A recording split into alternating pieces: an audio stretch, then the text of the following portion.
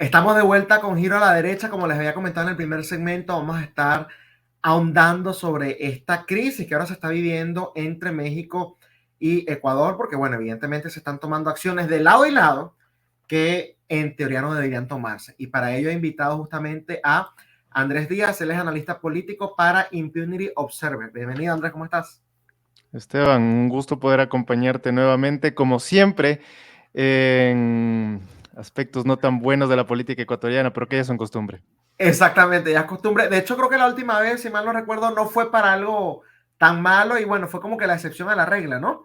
Eh, No, creo que la última vez fue cuando hubo la irrupción en el canal de televisión, los no, gángsters entonces sí fue algo terrible. de... Quizás entonces fue la anterior a esa. Acá la regla, como siempre decimos, es eso. Noticias negativas, bueno, hay que cubrirlas. Evidentemente, Andrés, y bueno, para nuestra audiencia que al menos que viva debajo de una piedra, creo que deben estar enterados, ¿no? De lo que sucedió el pasado sábado en la madrugada. El gobierno de Ecuador autorizó, bueno, el ingreso por parte de militares y policías a la Embajada de México en ese país para extraer a un individuo llamado Jorge Glass. Yo quiero que antes de que analicemos todas las implicaciones que esto puede tener, tú de hecho en varias entrevistas sé que lo has mencionado porque ese nombre me suena bastante, pero quiero que justamente nos expliques quién es Jorge Glass. Bueno, Esteban, vamos a los hechos. ¿Quién es Jorge Glass? Jorge Glass fue vicepresidente de Rafael Correa y estuvo a cargo de los sectores estratégicos en el Ecuador.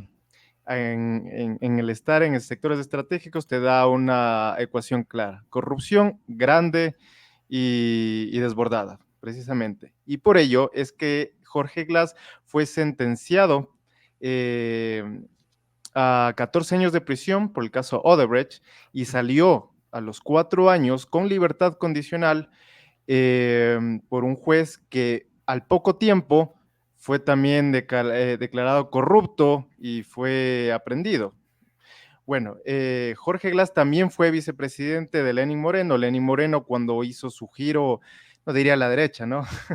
Pero hizo su giro contra el correísmo, fue quien fue en contra de Jorge Glass y fue cuando se le quitó la inmunidad política y pudo ser procesado y juzgado y encarcelado, ¿ok? Entonces, ¿qué es lo que pasa? Cuando sale Jorge Glass, él ya se creía un... eh, ya, ya era como que el alma redentora del correísmo, el cual logró probar su inocencia y por eso salió. No, no salió por eso, salió por un habeas corpus de un juez corrupto.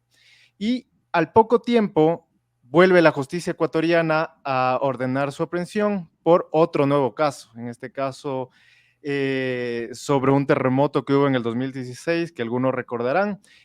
Bueno, Jorge Glass se le acusaba de haber hecho malabares con los recursos públicos, digamos, ¿ya? Ay, qué sorpresa. Entonces, en ese momento fue cuando se refugia en la Embajada de México. Ahí empieza toda la historia.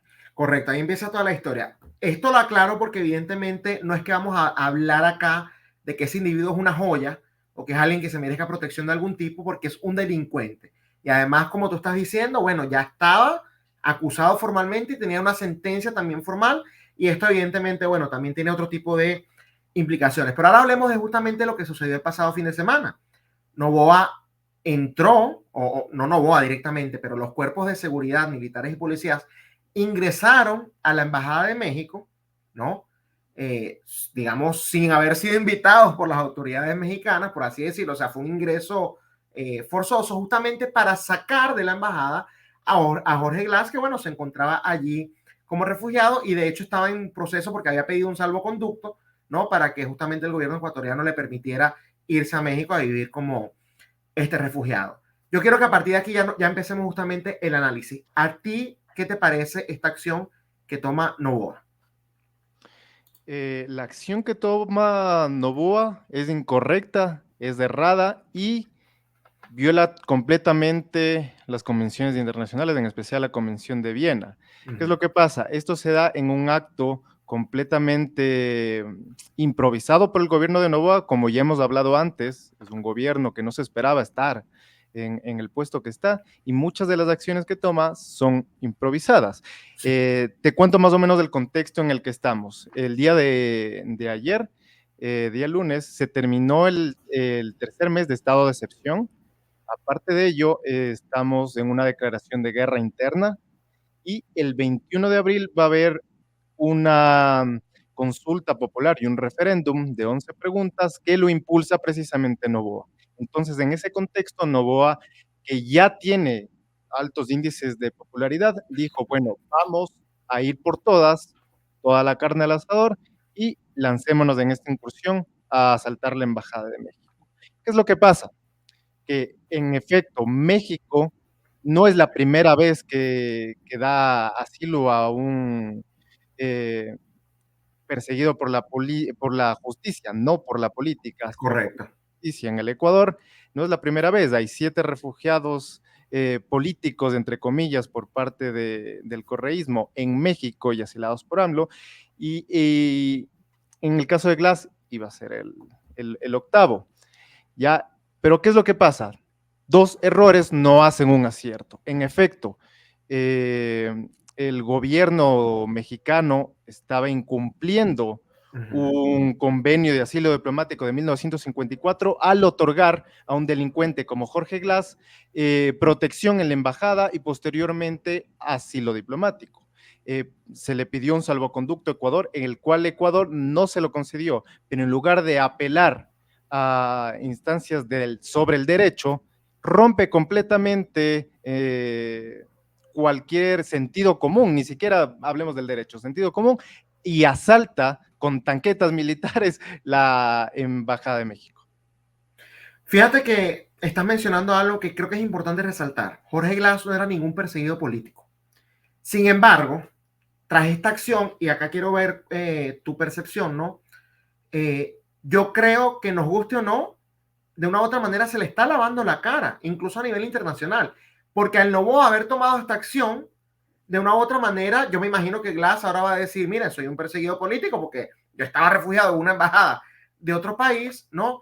Y ante la comunidad internacional probablemente quede de esa manera. O sea, de una u otra manera, a mi juicio, te lo digo yo como venezolano, no como ecuatoriano ni mexicano, le está lavando la cara, a pesar de que yo sé que es un criminal que tiene nexos con todos esos individuos que yo desprecio, incluido el individuo presidente de México, que evidentemente es un aliado de todos estos narcoregímenes que lamentablemente gobiernan a varios países de la región. ¿Tú compartes esta percepción? Completamente. Vamos a estar de acuerdo en que el presidente mexicano es un impresentable de primera categoría, que alaba a los tiranos, que protege a delincuentes. Eso no hay cómo negarlo, completamente. Y es precisamente ahí es donde el gobierno ecuatoriano tenía que apelar. Era el gobierno ecuatoriano el que tenía que ir a instancias internacionales a decir, miren, se está violando esta parte de la Convención de Asilo Diplomático, pese a que México también hubiera podido decir, bueno, yo también me apego a este artículo para decir que yo, bajo mi concepción, él es un perseguido político. Ok, pero Ecuador podía haber ido a esas A esa instancias. instancia. Por otra parte, al estar en un estado de excepción, tendría que haber, tranquilamente, Noboa pudiera haber esperado que Jorge Glass salga en los vehículos oficiales y ahí aprenderlo, apegándose al estado de excepción que hay. Se tenía que revisar un vehículo y si es que estaba escondido en la cajuela o donde sea, como ya pasó en un caso anterior, se lo podía prender. O se podía parar el vehículo, que hubiera sido algo más tenue, algo más civilizado en términos Sí, del derecho internacional, que se pudiera hacer, pero no incursionar violentamente en una embajada que es territorio de México. Eh, el gobierno ecuatoriano, por ejemplo, ya asiló, ya tenía protección Julian Assange, por ejemplo, en la Embajada de Inglaterra. No se correcto. nos hubiera ocurrido que fuerzas especiales norteamericanas o las mismas fuerzas de Inglaterra entren a la fuerza a la Embajada de Ecuador. Impensable. ¿Por Correcto. qué? Porque estás dando una prerrogativa para que ese gobierno digan, oigan, esto no se puede hacer y estás dando un precedente nefasto que se podría replicar. Si no cumplimos las normas, el pacta sunt servanda, entonces ¿en qué se basa el derecho? Correcto. Y de hecho ese fue uno de los ejemplos que yo puse, el caso de Assange, porque, bueno, es un caso bastante polémico, ¿no? Acá incluso en los Estados Unidos. Fíjate, antes de pasar a lo otro, estaba leyendo que justamente el día de ayer, déjame pongo acá la imagen, ¿no? Porque aparentemente Glass tuvo un intento de suicidio, ¿no? Y bueno, aparentemente no sé si todavía se encuentra, pero estuvo en cuidados intensivos, en un coma inducido incluso, porque bueno, aparentemente todo esto es supuesto, trató de quitarse la vida tomando exceso de ciertos medicamentos, ¿no? Pero esto yo creo que es algo que también se veía venir. De una u otra manera, un individuo como él, si no trata de quitarse la vida, muy probablemente alguien más en las cárceles, siendo una figura que puede tener mucha información de individuos poderosos, bueno, también traten de quitarle la vida. ¿Tú crees que no se están tomando, ya que se cometió la irregularidad que estamos denunciando y que quiero seguir profundizando más adelante, crees que el gobierno ecuatoriano está tomando las medidas necesarias para garantizarle la seguridad a este individuo? No tanto garantizarle la seguridad, sino para garantizar que, bueno, ya habiendo tomado la acción que tomaron, que por lo menos sirva de algo y se utilice su testimonio, bien sea para usarlo en contra de sí mismo o incluso para desmontar alguna otra red de corrupción que exista en Ecuador, Andrés. Esto que acabas de mencionar es crucial. ¿Por qué? Porque el gobierno ecuatoriano tiene un historial de ser inoperante en el manejo de las cárceles. Han Cierto, habido varias masacres carcelarias cierto. y hace pocos meses se fugó en manos del gobierno de Noboa, se Correcto. fugó el narcotraficante más peligroso del país y también se fugó a los pocos días de ser aprendido quien había amenazado de muerte a la fiscal general de la nación. Los dos se fugaron en la misma semana, a vista y gracia del gobierno ecuatoriano. Entonces, con esos antecedentes, tú puedes poner medidas, apelar a medidas sustitutivas de que la vida de Glass podría estar en riesgo. Y ese es precisamente uno de los argumentos que se utilizó en la anterior vez que se le dio libertad condicional a Jorge Glass. ¿Por qué? Porque su defensa dice que tiene problemas de salud, aparte tiene episodios de algún trastorno mental, consecuencia de haber estado perseguido, entre comillas, y todo el hecho de que estuviera en la cárcel, ¿no? Entonces, ante eso, yo creo que esta es la hipótesis más acertada que se puede hacer, es que Jorge Glass precisamente dijo, vamos por todo, y ingirió las pastillas hasta tener un coma inducido, el cual le haga salir de la cárcel y sus abogados pueden decir, aquí está, Jorge Glass tiene serios problemas y darle esas medidas sustitutivas que tanto están buscando para poder sacarlo rápidamente del país. Previamente ya hubo una exfuncionario del correísmo que escondida en una cajuela que ni siquiera era de la embajada de Argentina en ese caso, cuando estaba Alberto Fernández, sino de un auto oficial de Venezuela, se fugó del país igual ante la vista gorda de funcionarios. Entonces vemos que así funcionan las cosas en este país y de alguna manera el correísmo lo que quiere hacer es volver a poner estas circunstancias de somos víctimas, somos perseguidos políticos y en el caso de México ponerse de ser el Estado que estaba infringiendo convenios internacionales, pasar a ser quien se defiende y acusa a Ecuador. Correcto. Fíjate que mencionaste algo más reciente que yo creo que es importante recalcarlo, ¿no? Y es el tema de no autorizó un ingreso no autorizado, no forzoso, a territorio mexicano, porque bueno, las embajadas funcionan más o menos de esa manera. De hecho, no es lo mismo un consulado, aunque hubiese sido igual de grave, pero incluso, y se los digo yo, que estoy acá en los Estados Unidos, cuando por ejemplo uno aplica asilo político de cualquier país que vengas, tú no puedes ingresar a las embajadas de esos países, así sean tus países, puedes ir a un consulado, eso te lo permiten, a una embajada no, porque lo consideran precisamente un territorio de ese país del cual supuestamente te están persiguiendo, ¿no? Pero lo que he visto yo, por lo menos de parte de la respuesta del gobierno de México, Andrés, es que no ha habido respuesta, más allá de, bueno, vamos a denunciar esto ante la Corte Internacional, que vea a saber tú cuánto tiempo va a tomar y vea a saber tú si falla en favor de México, ¿no? Cuál sea la condena, ¿no? O la decisión a la cual Ecuador tenga que someterse, ¿no? Pero más allá de eso, ¿tú cómo crees que ha actuado México? ¿Crees que lo hizo de la manera correcta? ¿Crees que tiene que mostrar otro tipo de cuestiones? Tú como ecuatoriano, y dejando a un lado, obviamente, la diferencia ideológica que tenemos con el impresentable, muy bien lo describiste tú, de México, ¿cómo debe actuar un país cuando alguien se mete en sus embajadas?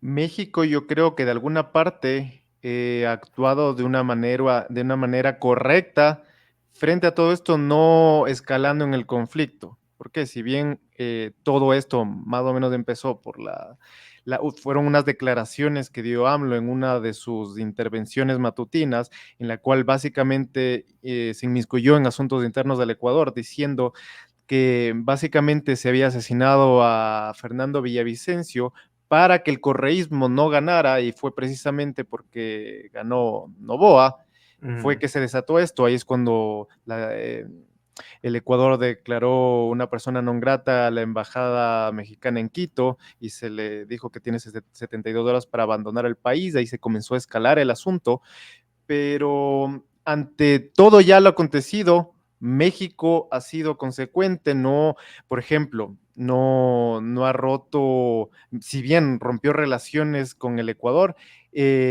cierta parte de la diplomacia ecuatoriana sigue en la Embajada de México. Por ejemplo, no había una expulsión completa, no ha habido una ruptura, por ejemplo, de sanciones comerciales o intercambios de vuelos comerciales o ese tipo de cosas.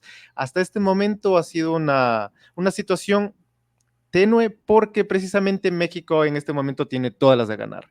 Los argumentos que se van a llevar ahora de parte de Ecuador a todas las instancias internacionales, de la OEA también se tiene que pronunciar.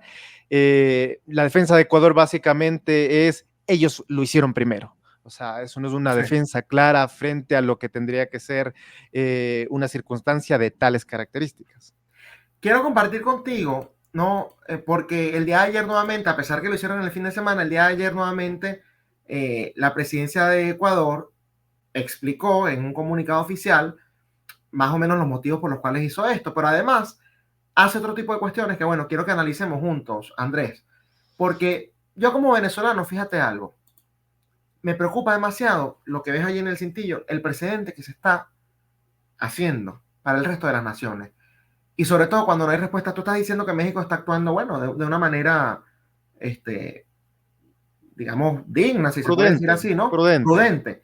Prudente. Yo te lo digo, a pesar del desprecio que le tengo y del mayor aprecio que le puedo tener a Novoa, incluso porque creo que en otras materias, acá incluso puede haber diferencias, pero creo que en otras materias él se ha tenido otro tipo de éxitos a pesar de su corto tiempo en la presidencia. Pero ¿qué es lo que sucede? Que si esto no escala a un conflicto mayor, y te repito, te lo digo yo como venezolano, el precedente que se está creando es gravísimo. Y te voy a poner un ejemplo, ¿no? De individuos que, ojo, el que me sigue en redes sociales y el que ve este programa sabe que yo no tengo absolutamente ningún tipo de relación y de hecho desprecio profundamente a quien hoy en día se hace llamar la líder de la oposición, que es la señora María Corina Machado, con su partido político, porque a mi juicio ellos están colaborando con el régimen de Nicolás Maduro. Sin embargo, y esto es algo que siempre vemos, si persiguen a individuos de esas organizaciones políticas. Y en estos momentos, ¿no? Tiene la Embajada de Argentina a 5 refugiados de su partido político, que han sido imputados directamente por la Fiscalía General de Venezuela, que sabemos los que entendemos la situación de Venezuela, que no es una institución autónoma, pero en un país normal, o sea, ser imputado, ¿no? Por la Fiscalía no es cualquier cosa. Y la acusación es directamente de terrorismo, Andrés, ¿no? Punto uno. Punto dos, si esto no escala, otra cuestión, ¿qué mensaje? Que bueno, evidentemente quizás Maduro yo no creo que haga algo con respecto a la Embajada de Venezuela porque Milei es un tipo muy poco predecible, ¿no? Entonces capaz y Milei, bueno, si le hacen eso, él sí actúa de otra manera. Pero para mí el mensaje que se le está mandando cuando no se toman otras acciones, a incluso tiranías como la de Venezuela, que hasta los momentos no han irrespetado ni siquiera las embajadas de esa manera. En tal caso expulsan a los diplomáticos y bueno, cierran la embajada, pero no se han atrevido a ingresar directamente, estaban amedrentando de otras maneras. No sé si leíste específicamente a la embajada de Argentina, le cortaron la luz unos días, el agua, o sea, tratando de presionar por otras vías, pero no han ingresado, ¿no? Pero quizás cuando ven esta inacción dicen, bueno, si ellos pueden hacerlo, yo también. Ese es un precedente que a mí me preocupa. Como venezolano, te lo repito, ¿tú no crees que justamente esto pueda ser usado por los tiranos Nicolás Maduro, Daniel Ortega, Díaz-Canel en Cuba, Kim Jong-un en Corea del Norte, el de Irán, cualquier otro que se te ocurra, para justamente decir, épale, por lo menos mientras sean países más chiquitos que yo, ¿no?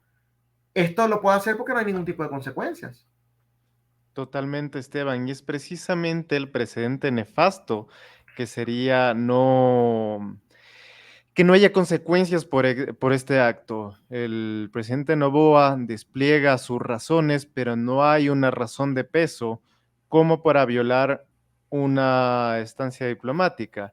En este caso, las repercusiones para el Ecuador, por ejemplo, en materia económica, se estaba negociando un tratado de libre comercio con México. Eso ya se fue buscando que Ecuador entre a la Alianza del Pacífico, muy difícil en este momento porque se necesita precisamente el visto bueno de México. No es posible en este momento. Hay algo crucial y es que el Ecuador está luchando una guerra interna precisamente Sí. contra grupos ya denominados terroristas y que necesita precisamente del apoyo internacional. ¿Qué cara se puede dar ante el mundo si decimos que nosotros ni siquiera cumplimos con acuerdos firmados y ratificados como la Convención de Viena? Es una pregunta. O sea, ¿qué pasa con todos los migrantes ecuatorianos que cruzan diariamente la frontera entre México y Estados Unidos? ¿Quedan desprotegidos acaso? Es algo, son cosas que, por ejemplo, el gobierno ecuatoriano no midió, y por eso dije en un principio que se trata precisamente de un gobierno improvisado y de una medida completamente improvisada que trató de ser en juego interno, pero que incluso así se le está virando la tortilla, porque según encuestas de opinión, cerca del 75% de los encuestados está en desacuerdo con haber irrumpido en la embajada mexicana. Y precisamente lo que tú estás diciendo, este presidente que ni siquiera tiranos como Maduro en Venezuela se han atrevido a entrar a las embajadas a capturar a, a los fugitivos del Estado. Entonces, te pongo, por ejemplo, ¿con quién se está comparando Ecuador? Se está comparando precisamente con un hecho que ocurrió en los años 80 Correcto. en la embajada ecuatoriana en Cuba, cuando 30, me parece que militares entraron, irrumpieron en la embajada ecuatoriana pidiendo asilo diplomático y después de unas disputas, de unos rifirrafes entre ambos gobiernos, la tiranía cubana accede a la embajada a capturar a estas personas y de alguna forma a liberar también al cuerpo diplomático ecuatoriano que estaba secuestrado, se puede decir. Entonces vemos, con eso se está comparando el Ecuador en este momento. Y hay otro, Entonces, sí, es que de verdad me parece gravísimo. Y hay otro precedente que también me preocupa nuevamente como venezolano, porque en ese comunicado que puse, ¿no? Recientemente, eh, habla incluso de acusar de traidor a la patria a cualquier ecuatoriano que pida, bueno, más acciones por parte de México, habla incluso de algún conflicto bélico o incluso sanciones de algún tipo. Este discurso, Andrés, lo usa el régimen de Nicolás Maduro. Este discurso, o sea, todos los que hemos pedido sanciones para un régimen criminal, ¿no? Que, ojo, evidentemente yo no estoy comparando al gobierno de Noboa con el de Nicolás Maduro, porque evidentemente no vamos a caer en eso. Pero cuando yo veo este tipo de narrativas, no, o sea, si tú alzas la voz en contra mía y pides ese tipo de cuestiones, eres un traidor a la patria, eso es exactamente lo mismo que dice Maduro.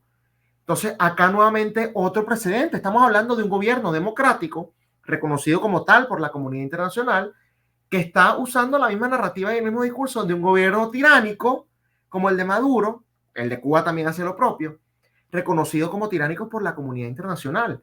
El ecuatoriano, o por lo menos a nivel de medios de comunicación, o lo que pasa es que, bueno, evidentemente la oposición en Ecuador, ¿quiénes son en estos momentos? El correísmo, por favor, ¿no? Obviamente yo no les puedo pedir a ellos que sean la luz de la lógica y de la libertad, porque evidentemente son enemigos de todo eso. Pero ¿cómo están reaccionando los ecuatorianos que ya me dijiste que rechazan en su mayoría esto, pero han hecho justamente ese tipo de comparaciones? A mí me parece peligrosísimo, de verdad te lo digo, cuando empiezan con estos discursos, Andrés.